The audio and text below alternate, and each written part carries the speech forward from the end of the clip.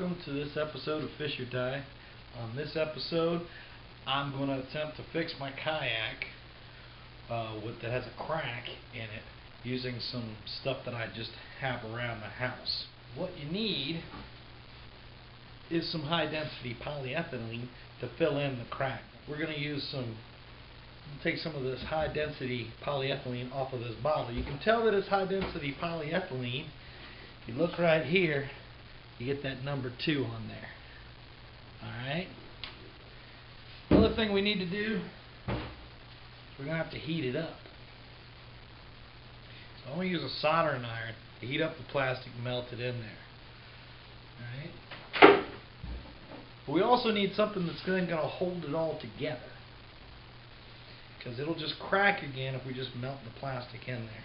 So what we want to use is some kind of stainless steel mesh. Now you can go out and buy a big sheet of stainless steel mesh or screen or something like that. What I did was I went in the kitchen and found this little strainer, which is made out of stainless steel. So I only need about yay much, so this should be just fine. We're going to need something to cut it with, because we're going to figure out and try and cut the wire off of that. Besides that, we just need to cross our fingers, have a little luck. Alright, you can see the crack in there.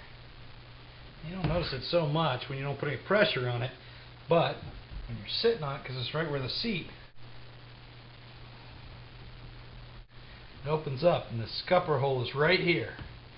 Water comes up, drains right in there. I get about 2 hours before I have to pull over to shore and drain the kayak. So you can see, this is what we're going to fix. Alright, so the first thing we have to do is we have to get this screen ready to put on the boat.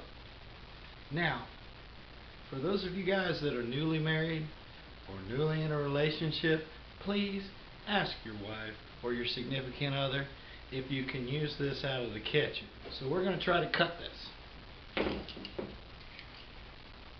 You're going to take a utility knife. Remember, always cut away from yourself. So now we have a piece of mesh. Alright. So now, while I'm waiting for the soldering iron to heat up, I figured I'd cut up this bottle. Now remember, you want to make sure that it says number 2 on there. It says HDPE, high density polyethylene. That's what most kayaks are made out of. We want to use the same plastic so it'll stick.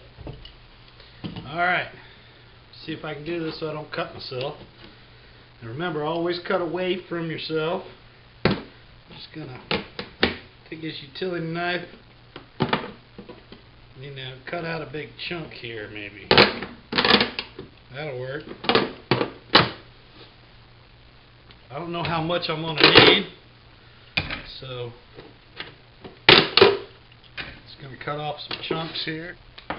You can, you just look around. Most of the stuff that's made out of this is like detergent bottles and other stuff.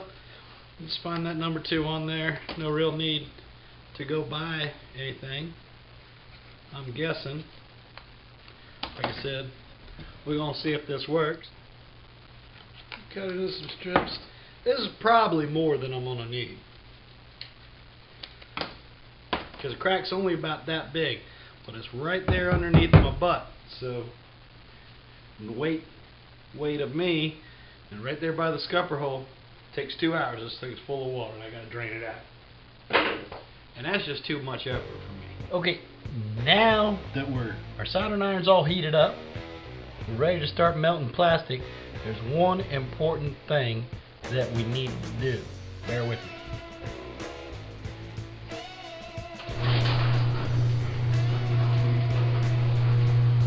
I'm going to open the garage door, because this is going to put off a whole bunch of nasty fumes. We want to make sure that we got fresh air flowing in. First thing I'm going to do, I'm going to take a soldering iron, and I'm going to start to heat up all the plastic around here. I've already cut my piece of wire mesh here to put in there. I made it a little bit smaller. See, I didn't need that much, you know. It depends on the size of your crack. If there's a big hole in there, you're gonna need a bigger piece. You just want something that's gonna hold it all together. So I'm gonna just start melting the plastic around. And we'll see how well this works. See this little square around here? I got one of them little patches from the hardware store. Said, hey, it'll fix it, but well, the problem is that plastic doesn't want to stick to this plastic. It didn't work very well. Other parts of your boat, if it's flat, might work, you know, in a pinch. Didn't work for this case. Alright. So, I'm going to start trying to melt this down. Now, if you have what they call a welding iron, that might work better than a soldering iron. But I don't have that, and I'm broke.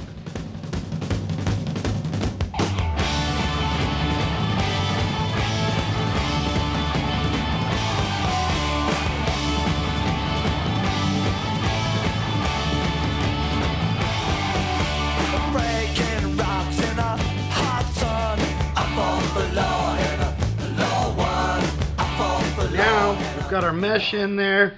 We've got the edges down. Come down pretty good. So now we want to just take some of that extra bottle that we cut, that extra material that we cut off, and we're going to fill in the rest of it.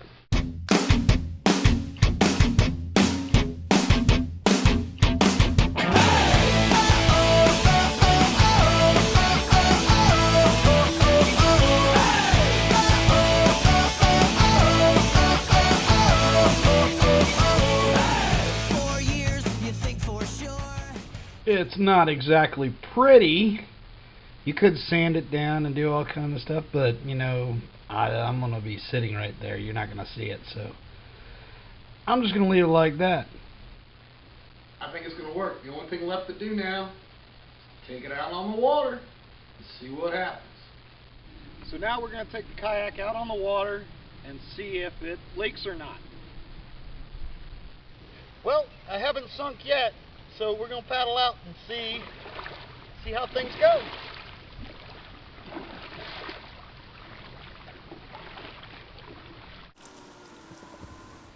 Okay, so we've been out for about 2 hours now, and so here's the magic moment to see whether or not it leaks. So what I'm going to do is I'm going to open up the dry well right here, because normally there'd be about 2 or 3 inches of water in there by now.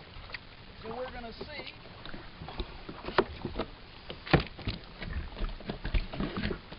And check it out.